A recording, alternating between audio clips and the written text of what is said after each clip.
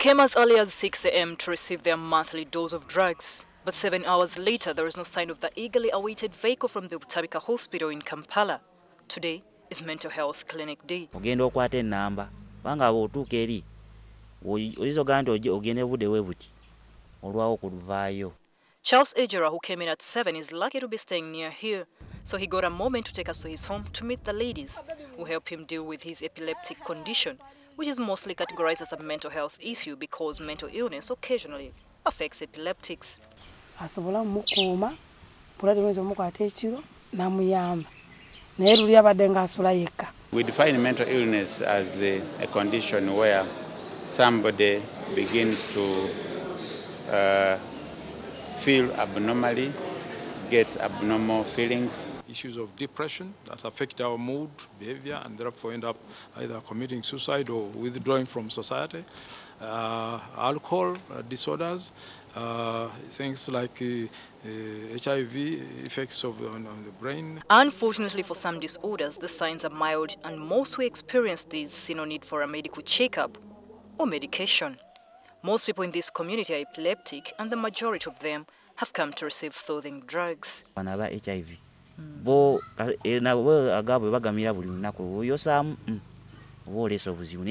With his medication taken religiously, Charles can do anything, including laying bricks, taking care of the peacocks, as well as helping his mother with her business of brewing alcohol.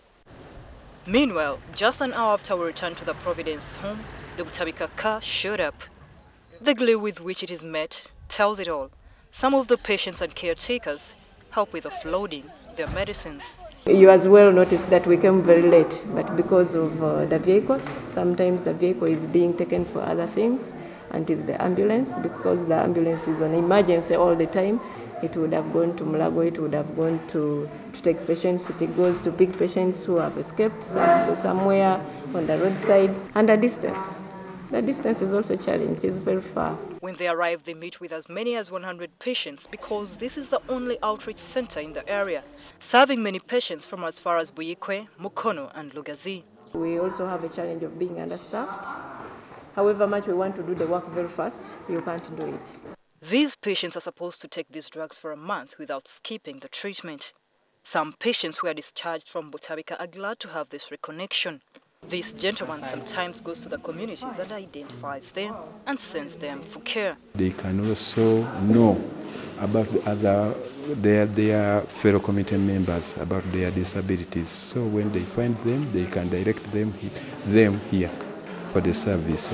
He, however, faces challenges in transportation. But what disheartens him are the negative connotations that the public attach to mental illness. Thinking that their children or relatives, they have been charmed. Some don't want my kids near them.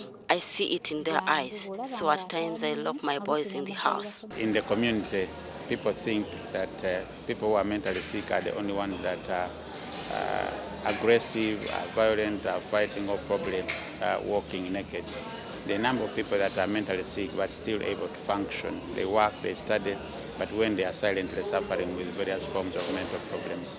So most stay off medicines and continue to deteriorate. Such a state of affairs has helped increase mental illness worldwide. This collection center at Nkonkonjeru Providence Shesha Home takes on children with disabilities and various mental health issues. One of the workers here, she used to bring those children in the children's ward in Butabika Hospital. So he came looking for how they can work with us to see a way forward of how these children in this home can be at least seen from this end, because it was really too much for them to keep on ferrying them to Butabika and then bringing them for review and then getting medicine from there. Some of the workers here, however, say handling children with mental health problems is not for the faint-hearted. For example, this one is having attention deficit. He's always hyperactive. He can't concentrate on one activity. It's a bit difficult. It goes slowly, really slow, but if they make small steps, it's also an improvement. The fact that the children are no longer ferried from Nkonkonjeru to Kampala in Butabika Hospital also counts a lot in improving their well-being. And even these people, because of transport, they will relapse before reaching there.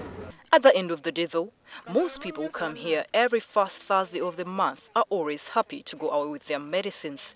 But at least they work for them, because if they weren't working for them, they could not be coming back for them. There is no chance to miss. At least you ask the neighbor for the day's date, and then you embark on the long journey on foot. But she goes with the relief of giving drugs to her child until the 6th of March.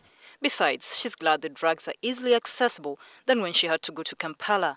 Florence Alimba, NTV.